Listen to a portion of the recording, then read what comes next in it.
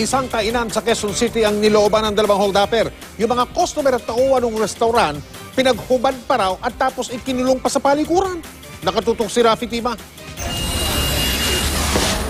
Nasa mesa pa sa bungad ng restaurant ang pinagkainan ng dalawang armadong lalaki na nang hold up sa kainang ito alas 2 ng hapon sa Commonwealth Avenue, Quezon City kanina.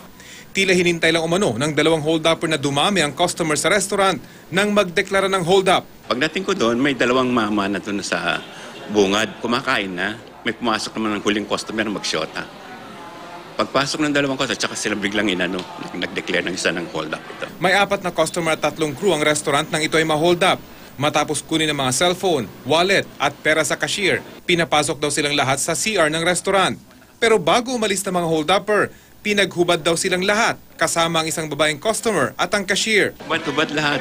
Lahat, tanggalin mo lahat yan. Pati yan, ibaba mo. Sabi gano'n. Kasi may biglang sisilip sa loob, meron pang hindi natatanggal. Tanggalin mo yan. Sabi gano'n. Hindi, nakahubad kami lahat. Tapos pilit na sinasara yung pinto. Naglakas loob na lang daw silang lumabas makaraan ng 20 minuto nang makarinig ng katok mula sa mga taong nais din sanang kumain. Wala pang CCTV at gwardya ang restaurant, nakaka-soft opening pa lang. Ayon sa pulisya, hindi na bago ang modus na pagpapahubad sa mga customer ng mga papatakas na hold-upper.